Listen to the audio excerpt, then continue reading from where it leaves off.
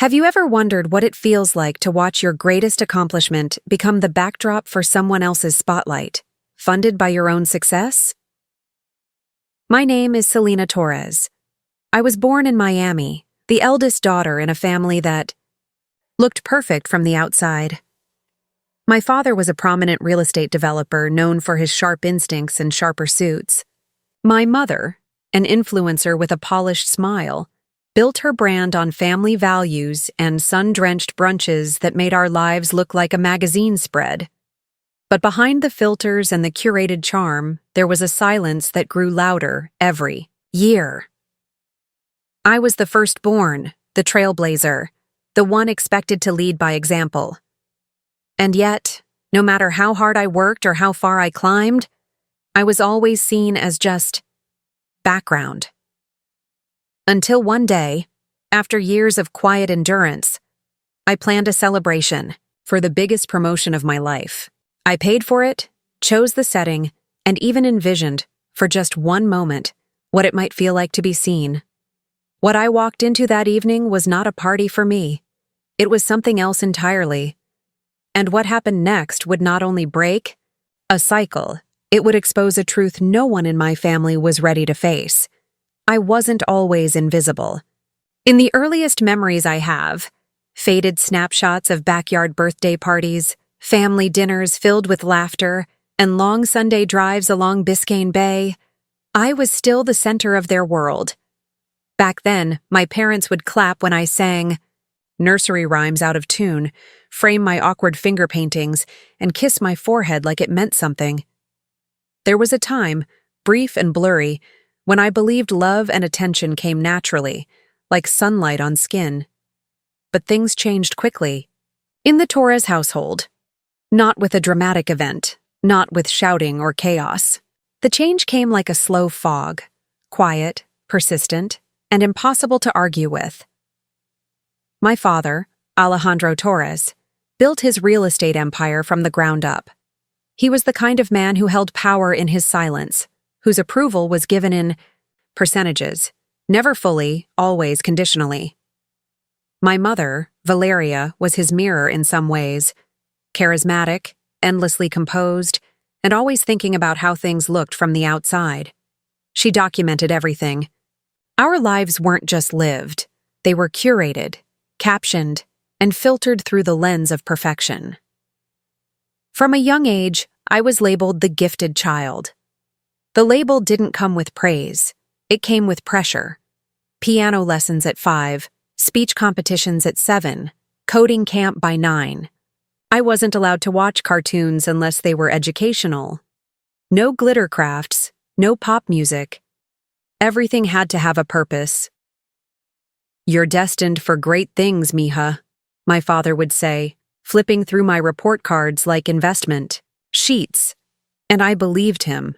I worked hard. I studied longer. I learned to tie my worth to outcomes, grades, certificates, rankings. But praise was scarce. At most, I'd get a nod. At worst, indifference.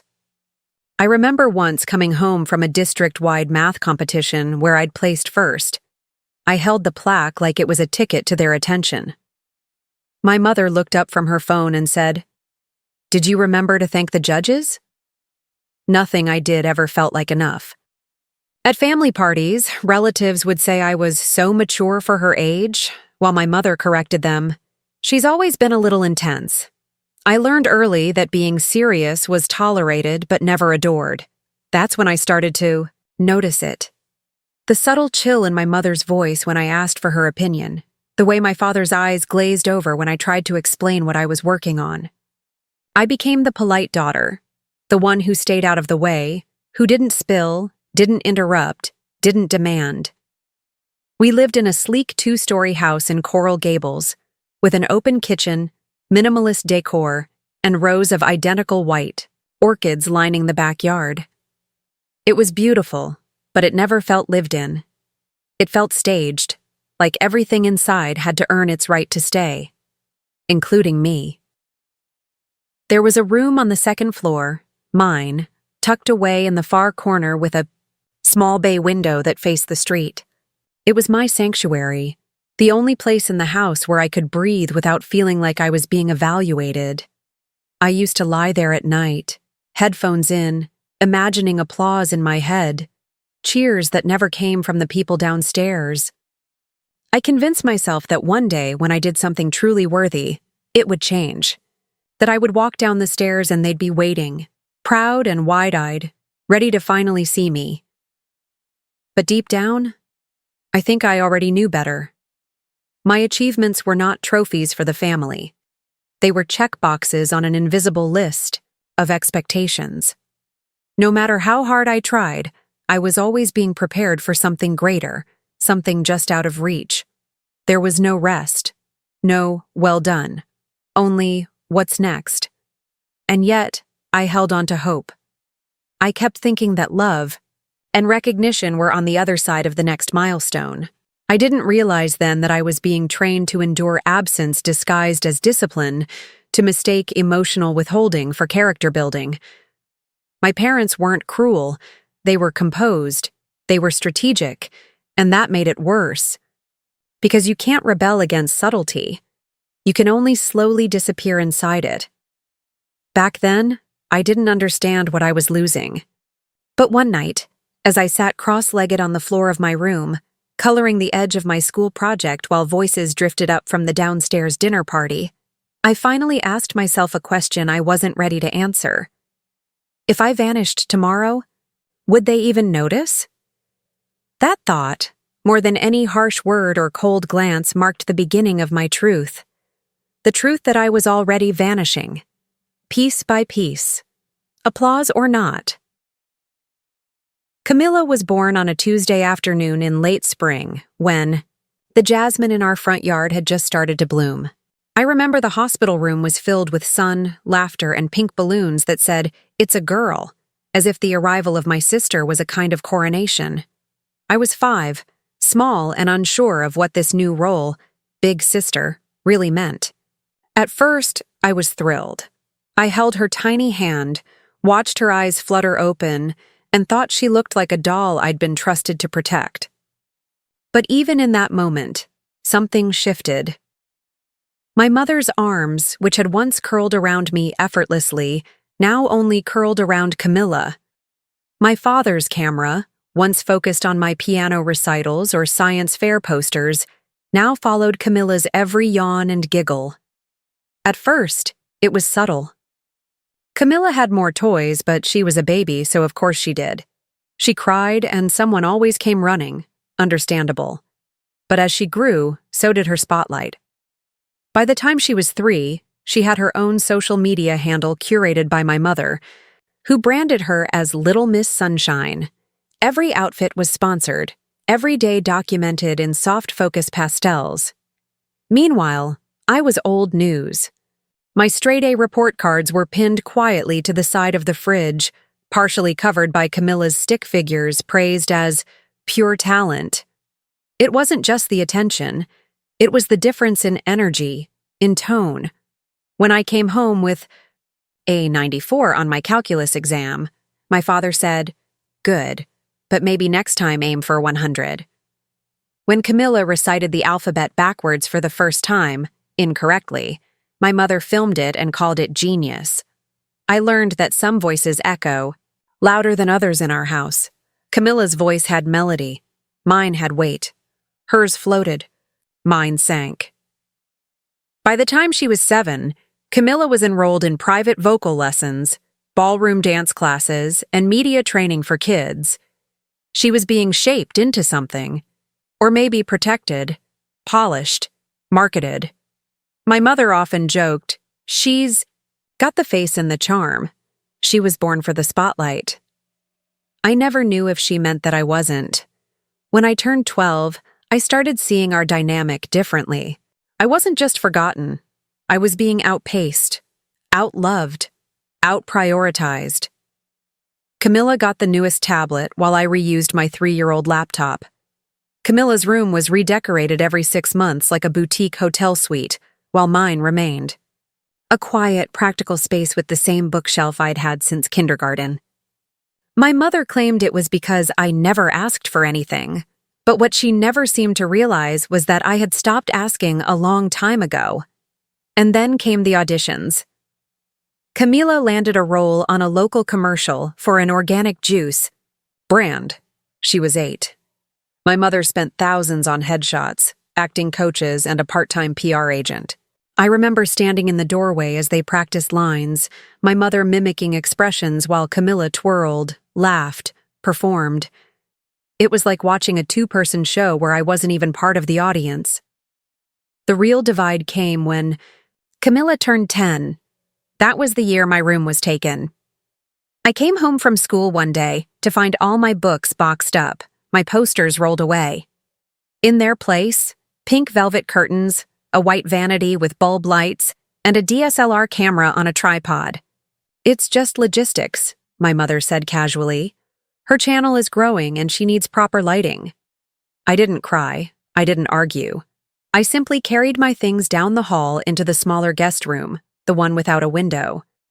That night, lying on a bed that wasn't mine, in a room that hadn't been offered, I understood. I was no longer the daughter being raised. I was the daughter being managed out. Camila didn't mean harm. She was too young to understand the depth of what was happening. But even then, I think she knew she was special. Not just loved, but chosen. And I became the reliable one, the silent one, the one who kept shrinking to make space for someone else's shine. The moment everything truly broke wasn't loud. It didn't come with screaming or shattered glass. It came at a dinner table, under warm lights, surrounded by family, where betrayal arrived dressed in calm voices and careful decisions.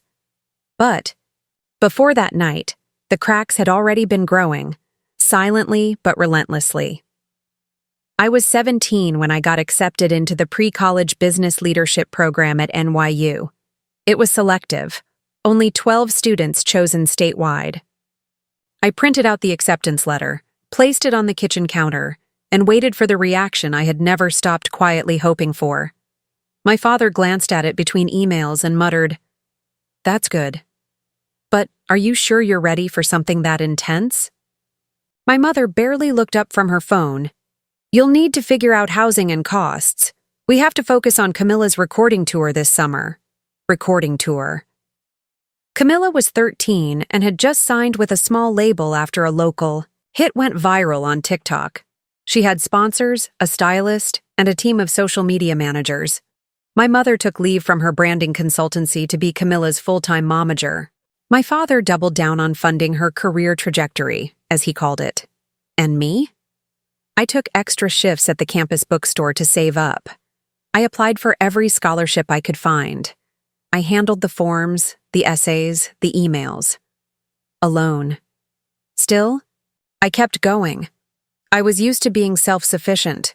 I wore my independence like armor. But it wasn't until that September, at the start of my senior year, that I understood independence had been forced on me, not chosen. It started with a Saturday. Brunch. My parents had invited extended family over. Uncles, aunts, cousins, even my father's business partners. The living room was full of laughter and the clinking of cutlery. Camila, glowing in designer athleisure, was entertaining everyone with a story about a celebrity she had met at an event in LA. I was quiet, sipping orange juice, trying not to feel invisible. Then my uncle Jorge turned to me and said, "Selena, I heard you got into some fancy program. What's next for you?" It was the first time anyone had asked. I smiled, finally feeling the warmth of attention. "I'm applying to NYU Columbia and UCLA. I already got pre-accepted into NYU's program, and I'm hoping to study behavioral economics." For a second, the table paused. Then, without looking up, my mother said, "Selena, we talked about this. NYU's out of the question. We can't afford tuition right now. Not with Camilla's upcoming tour costs." The room went awkwardly, silent. I could feel my cheeks burn. "But what about the college fund?" I asked, trying to keep my voice calm. "You said it was for both of us." My father exhaled as if tired of the conversation. We had to reallocate. Your sister has momentum. These opportunities don't wait. My cousin dropped his fork. Someone coughed. Camilla didn't even look at me. That night, I stayed awake, staring at the ceiling of my cramped guest room, the air thick with betrayal. I wasn't angry because they couldn't help. I was angry because they chose not to. I wasn't the one they were betting on anymore. Maybe I never had been. A few weeks later, Camilla was gifted a new studio built into what used to be my father's den. It was soundproofed, custom lit, with murals painted by a professional artist. I passed it every day on my way to the kitchen. One afternoon, I paused at the door. The walls vibrated faintly with her voice. My mother was coaching her tone. My father was checking equipment. They hadn't noticed me standing there. That was the tipping point. Not a single moment, but the accumulation of 1,000 quiet dismissals. I wasn't in the background anymore. I had been written out of the scene, and something inside me, something I'd kept pressed down for years, started to rise. Not resentment, not even sadness, just a silent promise. If I ever had a moment of my own, I would never let them take it from me again. In a house where silence was expected and invisibility felt like a survival skill, there was one person who always saw me, Abuela Lucia. She was my father's mother, a retired school principal who had spent decades shaping young minds in classrooms that smelled of chalk and sunlight. She moved slower now, her hands softened with age, but her mind remained sharp as a blade. Unlike my parents, she didn't measure success in accolades or Instagram likes. She measured it in effort, in kindness, in resilience quietly endured. When I was younger, Abuela would come over every Wednesday with homemade tamales and a quiet understanding that didn't need many words. While my mother rolled her eyes at the food stains on our pristine counters, I would sit at the kitchen table and help Abuela fold napkins, listening to stories of her childhood in Havana, her students in Miami, her belief in the slow power of learning. She never asked me to perform. She just let me be. It was Abuela who noticed when I stopped talking at dinner, when I started staying in my room more, shrinking into the corners of the house. One afternoon, she knocked gently and walked in with a plate of guava pastries and a simple question: "What are they not seeing in you, mija?" I didn't answer at first, but she didn't rush me. She just sat there, patting my hand like she was holding space for everything I wasn't allowed to say. By the time college decisions rolled around, I had stopped counting on my parents for anything. I applied to every program, every grant, every external scholarship I could find. What I didn't know, until much later, was that Abuela had quietly spoken to a friend of hers, a retired administrator at a scholarship foundation. She didn't ask for favors, but she wrote a letter, a strong one. She also mailed me a cashier's check for $2,000 with a note that read, "For your books and your bus ticket to anywhere you choose to go. Don't stay small for anyone." She never tried to pit me against my family. She just reminded me over and over again, in her calm, unwavering way, that being unseen by them didn't make me any less real. If anything, it made my quiet victories even more mine. And in that space between who they told me I was and who she believed I could be, I found my first breath of freedom. Freedom, I quickly learned, wasn't loud. It didn't announce itself in fireworks or fanfare. It came slowly, at 6 a.m. on Y. Chilly mornings, walking alone to the city bus stop. It came in the corner seat of a university library, with my laptop balanced on my knees and a half-empty coffee beside it. It came in the form of hard choices, tight budgets, and whispered encouragement from within. But it was mine, and for the first time, everything I did, every grade, every decision, every missed hour of sleep, was not for applause. It was survival. It was identity. It was becoming. At 19, I moved to New York with 2 suitcases, a second-hand winter coat, and a partial scholarship that barely covered my tuition. I worked the early shift at a bookstore cafe near campus, serving lattes to professors and students who had no idea I was rushing to class right after. I lived in a shared apartment in Queens with 3 roommates, none of whom stayed longer than 6 months. And yet, despite the chaos, I felt more at peace than I had in years. My major was behavioral economics, a field that combined psychology with data, emotion with logic. I became obsessed with understanding why people make the decisions they do. I saw patterns everywhere, in pricing strategies, social trends, political divides. It was like decoding the language of power. The more I studied, the clearer it became to me. The world rewarded not just effort, but perception, strategy, presence. I had spent my entire childhood being told to work harder, be better, stay humble. But now I realized success wasn't just earned, it was constructed. And I was learning to build. By my junior year, I had designed a data model that could predict consumer decision-making based on emotional cues in marketing. It wasn't flashy, but it was effective. A professor took notice and introduced me to an alum who worked at a rising venture capital firm in Austin. They invited me for an internship that summer. I packed my things, boarded the cheapest flight I could find, and didn't tell my parents I was going. I didn't need to. That internship changed everything. The firm was small, diverse, and aggressive in its strategy. I worked directly under a managing partner named Jordan Lin, who had built his career spotting startups that solved problems people didn't know they had yet. He saw something in me, not just skill, but perspective. He told me once, "You don't chase attention, Selena. That's your power. You see what's invisible to others." I held on to those words like currency. 1 month into the internship, I flagged a potential risk in a company the firm was planning to invest in. Their reported user engagement metrics were suspiciously high, and I traced several patterns back to a bot network inflating their analytics. I didn't have all the answers, but I had enough evidence to raise concern. Jordan asked me to present my findings to the full partner board. I was 21, standing in front of 6 investors, most twice my age, armed with nothing but a 10-slide deck and conviction. When I finished, the room was silent. Then someone said, "She just saved us $1 million mistake. They offered me a job before I even graduated." I returned to New York with a letter of intent and more resolve than ever. My professors noticed the shift. I spoke with more confidence, stayed late after class, applied theory to real-world problems.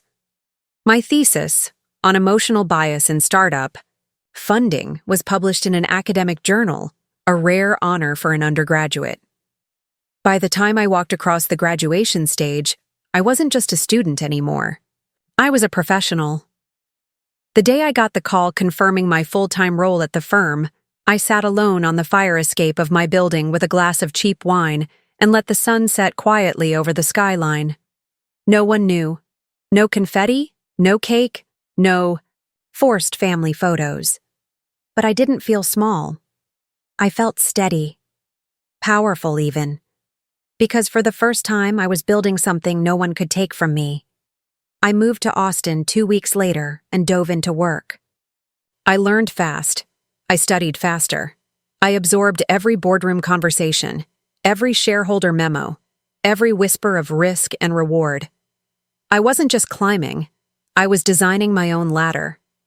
Within 18 months, I helped lead a project to restructure a failing portfolio company's product strategy, which led to a 42% increase in user retention. My analysis became the blueprint for the firm's internal innovation framework. When they promoted me to chief product strategist at 28, I didn't tell my family right away. Not out of pettiness, but because I didn't need their reaction anymore. The validation I had chased for so long now came from something far deeper: self-respect. I had risen not because I had been lifted, but because I had learned to stand alone. And that, I thought, was the end of my story. But life, as it often does, had one more test, one more moment, One more party. The one I planned to finally, quietly, celebrate everything I had become. The idea came to me on a late Thursday night after a board meeting, when I was sitting in my apartment, staring out the window at the Austin skyline, still stunned by the words I'd heard that morning. "Selena, we're promoting you to Chief Product Strategist." The title was more than just a role. It was a culmination, a marker of everything I had built on my own.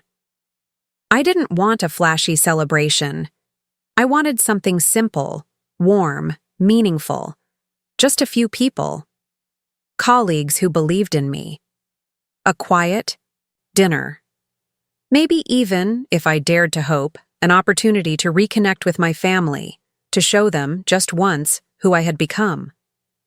So when my mother called later that week, and in her signature enthusiastic tone, offered to help host something back. Home in Miami, I hesitated. She sounded sincere. "You just tell me the guest list, and I'll handle the rest," she said. "Let the family celebrate you. It'll be intimate, just us and a few relatives. You focus on work. We'll make it special." There was something in her voice I hadn't heard in years. Softness. I told myself maybe this was a turning point, a gesture of goodwill. Maybe, at last, I'd be seen. I agreed. I wired her $4,000 for catering and decor, sent over a short list of names, and tried not to think too much. A week later, I flew back, to Miami. As the car pulled into the driveway of our old house, the same one that had once felt too big for me and too small for my voice, I noticed the decorations immediately. Gold and white ribbons lined the gate. Strings of fairy lights sparkled along the hedges. Waiters in black uniforms moved through the house with practiced grace. It was elegant, overwhelming, far more extravagant than what I had asked for. I told myself to breathe. Maybe they'd gone above and beyond. Maybe, just this once, it was for me. Inside, the house had been transformed. White orchids adorned every table. A 3-tier cake stood beneath a glowing sign that read, "To New Beginnings." At first, I smiled. It was beautiful.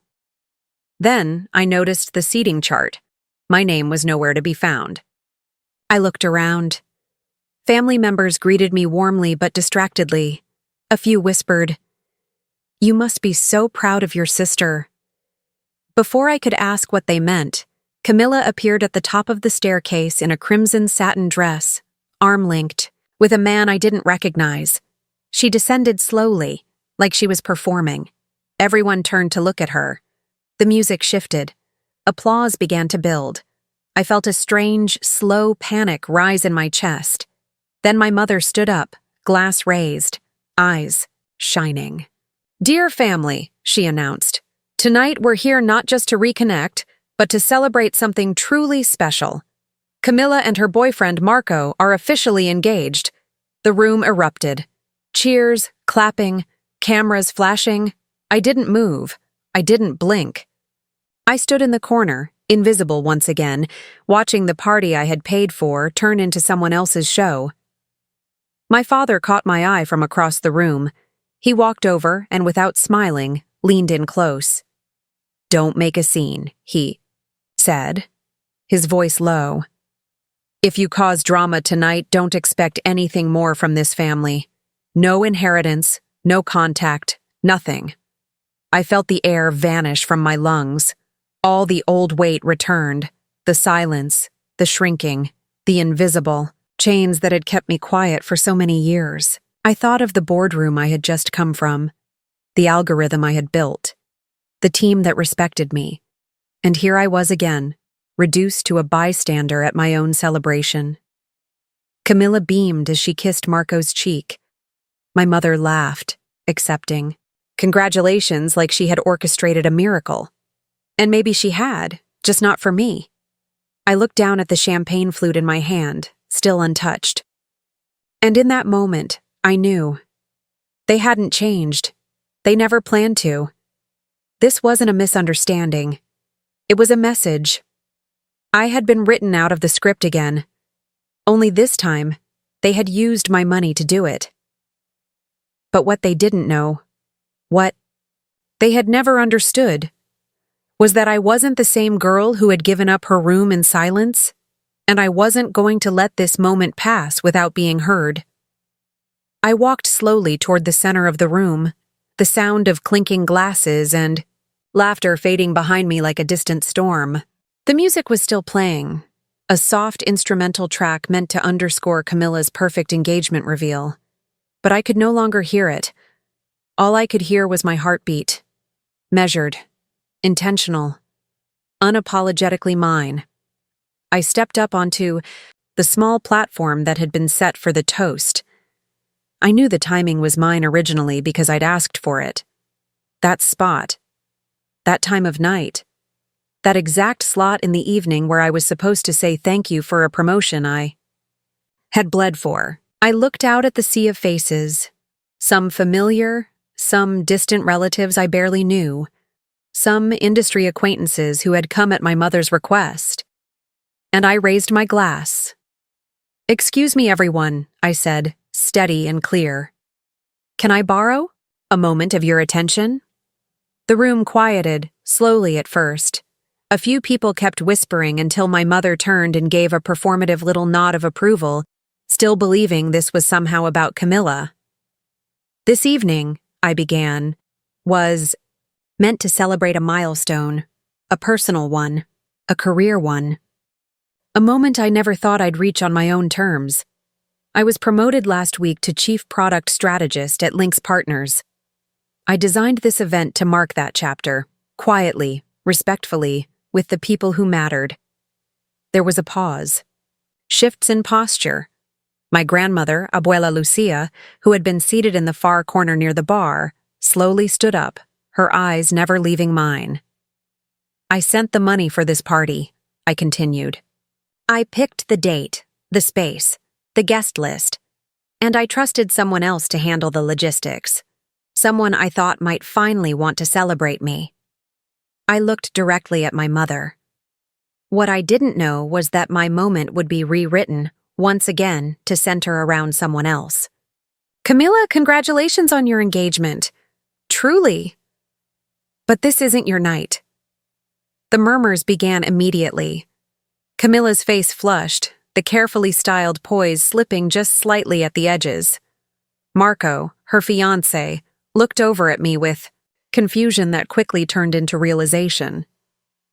"You told me this was just a family dinner," he said quietly to her. She reached for his arm. "I didn't mean... Selena never said..." Marco stepped away. "You used your sister's event, her money, for this?" My mother stood, sharp and breathless. "Selena, this is not the time." "It never is it?" I replied, my voice calm. "Not when it's my birthday, not when I win awards, not when I get promoted, not when I leave, and apparently, not even when I come home with something worth celebrating." My father stepped forward, jaw clenched. "You need to stop this now. You're embarrassing yourself." I turned to him slowly. "No, I'm clarifying. For everyone in this room who spent the last hour toasting a moment built on someone else's silence, I need you to hear this. I'm not embarrassed. I'm done." Marco placed his glass on the table and looked around the room. "I think I need to step outside," he said, and then left, his footsteps heavy on the tile. Camilla followed, whispering his name. No one else moved. The silence that remained was thick, 1 part shame, 2 parts revelation. I turned to my grandparents, who hadn't looked away once.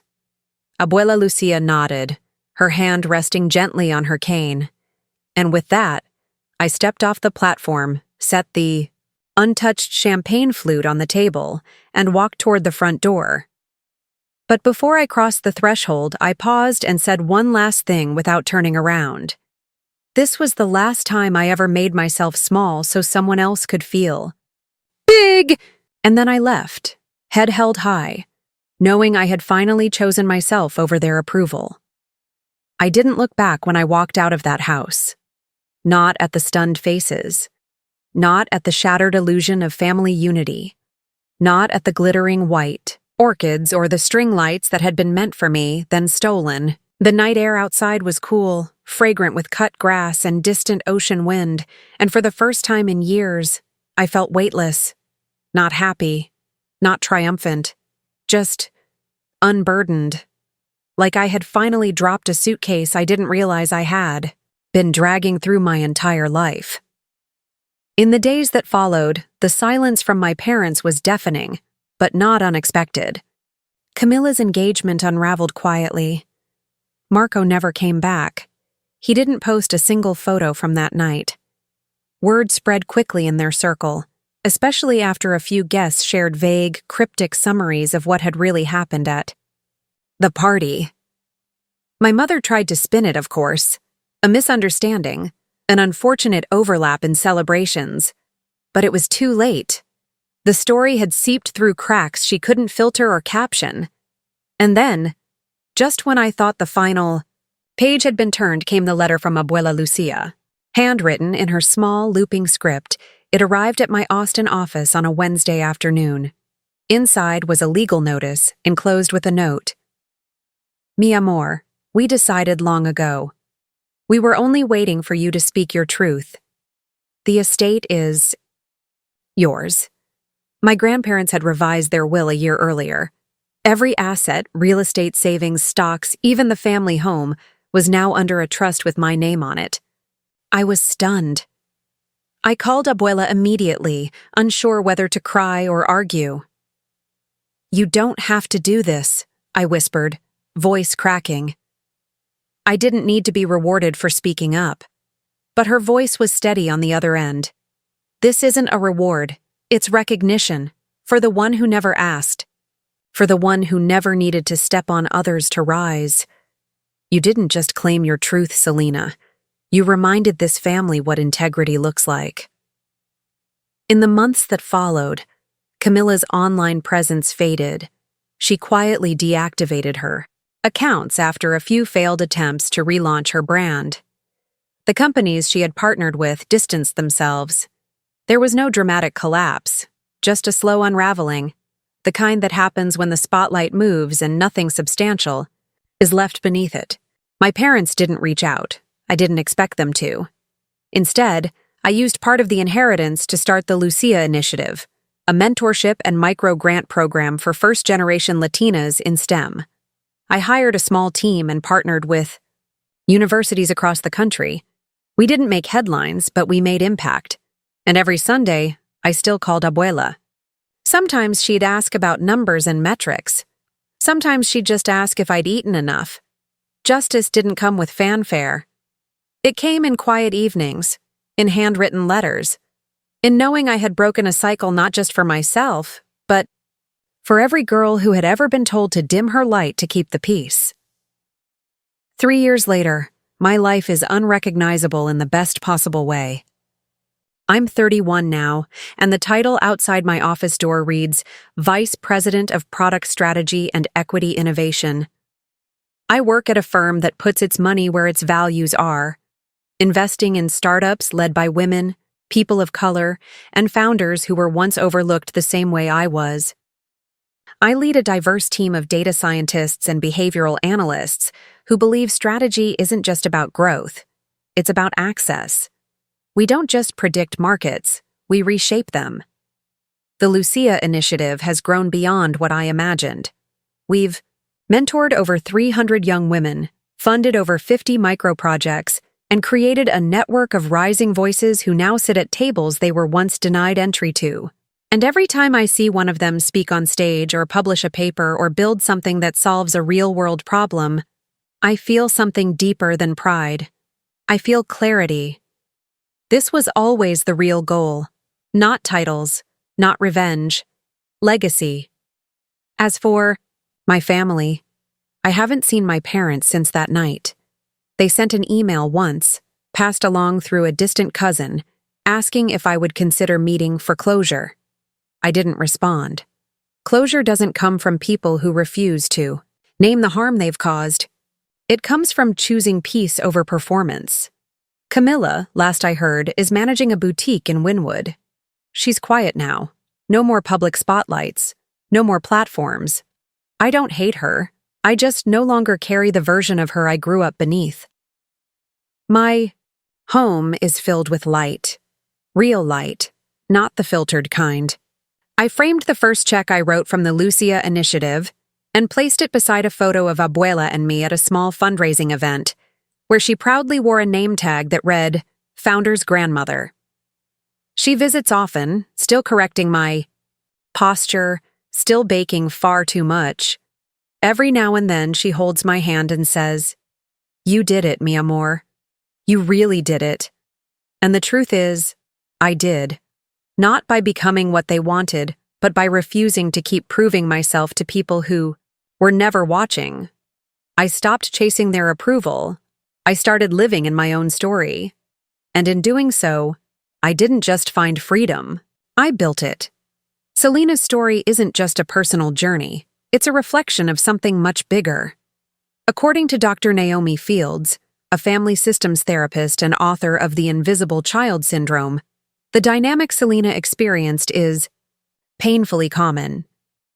In families where one child is consistently favored, the other often learns to survive through excellence, quietly overachieving, hoping success will earn them love. But love, when conditional, becomes a currency. And that's not sustainable. What makes Selena's path remarkable isn't just her success, it's the clarity with which she reclaimed her worth. She didn't seek revenge through cruelty. She sought truth. And in doing so, she redefined justice, not as punishment, but as healing, legacy, and choice. She proved that when we stop chasing the validation we were denied, we begin to build the kind of life no one can take from us. What about you? Have you ever had to walk away from people you once lived to impress? Let us know in the comments. Your story might help someone else find their voice. And if this story resonated with you, don't forget to like, subscribe, and share it with someone who needs to be reminded. You don't need permission to take up space in your own life.